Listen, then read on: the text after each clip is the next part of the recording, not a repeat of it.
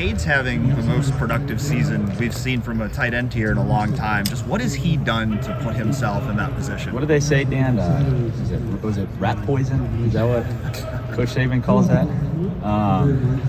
So we really do have our blinders on. And I think it starts with Cade. He'll be the first one to be like, I don't even want to hear it. I don't even want it. And he and I always tease each other about it because we hate the pats on the back.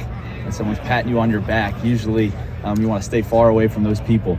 With that said, I don't want to get back to Cade, but I am super proud of how he's prepared, right? Dan, you talk about up to this point in the season. I go back to the off season and to spring ball and summer and all the work he put in. I'm happy that it's showing up on Saturdays, that you get to see kind of the dedication he put into his craft. So the stats will take care of themselves, but we're going to keep working and see where we're at the end of the year, hopefully as a team, hitting all our goals. How much do you think that mentality contributes to his success? Just that blinders on mentality.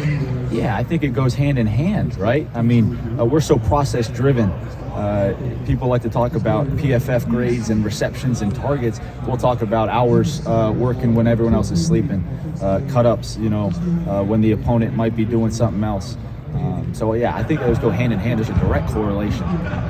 Cade was mentioning that Coach Binks has had a big role on him and has helped him become a better player. How have you seen that relationship help Cade? Yeah, so Sean, Coach Binks, he's the next big young coach out of Ohio State, and I take a lot of pride in that. Obviously, following that path as a support staff member, him and Mike Seleni are just rock stars.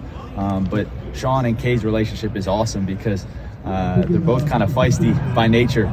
So they're always, it feels like button heads. They're like two old ladies barking at each other sometimes. But I think they bring out the best in each other. And Sean's been a huge help to me. Two tight end personnel obviously changes the front for the defense when bringing the ball. How does it alter how the defense defends? Yeah, I mean, that's a phenomenal question. Traditionally speaking, when teams trot out two tight ends, everyone in the stadium's thinking run, right? Everyone's thinking run.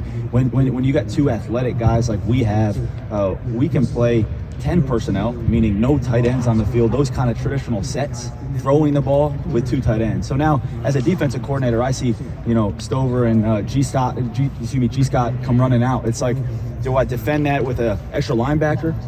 If so, then you better be able to cover us. You put an extra safety in, you better buckle up your chin strap because we're going to block you. So that's kind of the two sides to a 12 personnel there. Yeah, you guys used two tight end sets more against Maryland than any other game this year. Was that more matchup based? Was it more of a confidence in G and his blocking and his receiving? Well, I think both, and credit to those guys. Coach Day said at the beginning of the season, this offense is trending towards having versatility. To your point, I think we played 60%, 12 personnel, not counting third downs and red zone, but based down a distance, and it's just credit to our guys. I'm looking to bring in the best tight ends in the country that are receivers and blockers and all-around guys, and hopefully with this offense, an NFL offense, you come here, you're going to be in the perfect position to contribute. Caden Curry playing on offense now a little bit, is that part of your jurisdiction? Like, are you working with him to be that extra tackle, or is that more Justin right now? No, yeah. I mean, I think if you ask him, I think he would consider himself a tight end when he plays that fullback role. We were joking, we got to get him one of our tight end sweaters just for those packages. But Caden's phenomenal. I think it starts with, obviously defense, but turn on his clips at special teams, and you kind of see that motor and that versatility. Hey, Caden. What's up? When you go in down at the goal line, are you a tight end?